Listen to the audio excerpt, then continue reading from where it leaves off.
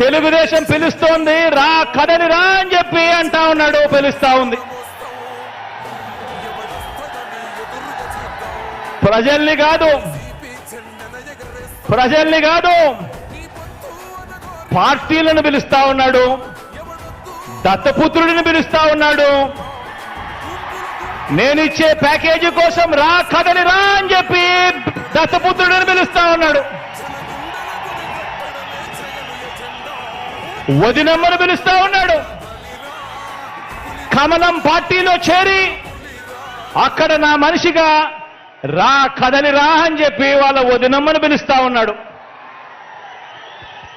రాష్ట్రాన్ని అన్యాయంగా అడ్డగోలుగా విడగొట్టిన రాష్ట్ర ద్రోహుల పార్టీని వైఎస్ఆర్ గారి మరణం తర్వాత ఆయన పేరును కూడా అన్యాయంగా ఛార్జ్షీట్లో పెట్టిన నమ్మక ద్రోహుల పార్టీని 4 ఓట్లు చీల్చినా చాలు నువ్వు కూడా రా కదలి రా అని చెప్పి చంద్రబాబు నాయుడు గారు పిలుస్తా ఉన్నాడు.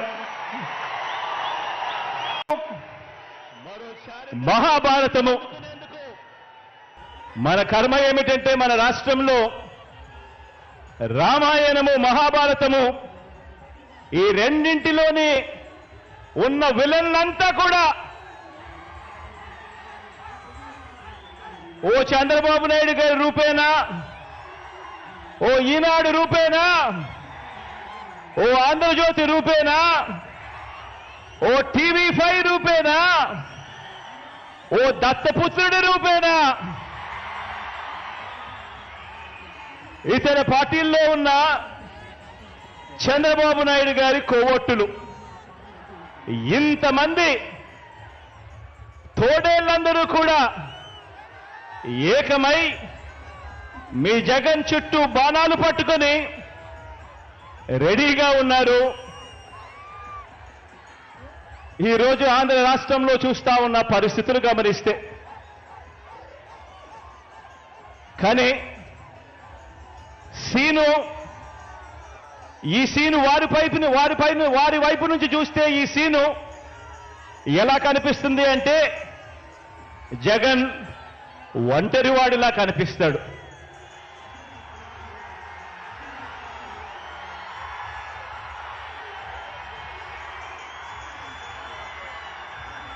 వాళ్ళ వైపు నుంచి చూసినప్పుడు ఇంతమంది తోడేళ్ల మధ్యన జగన్ ఒంటరివాడి మాదిరిగానే కనిపిస్తాడు.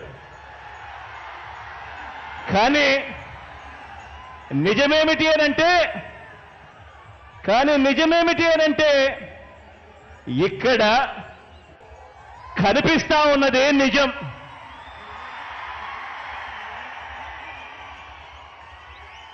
ఇది అసలు సీను. ఇన్ని లక్షల హృదయాలలో, ఇన్ని కోట్ల మంది హృదయాలలో మీ జగన్ మీ గుండెల్లో మీరు స్థానమిచ్చి మీ ఇంటి బిడ్డగా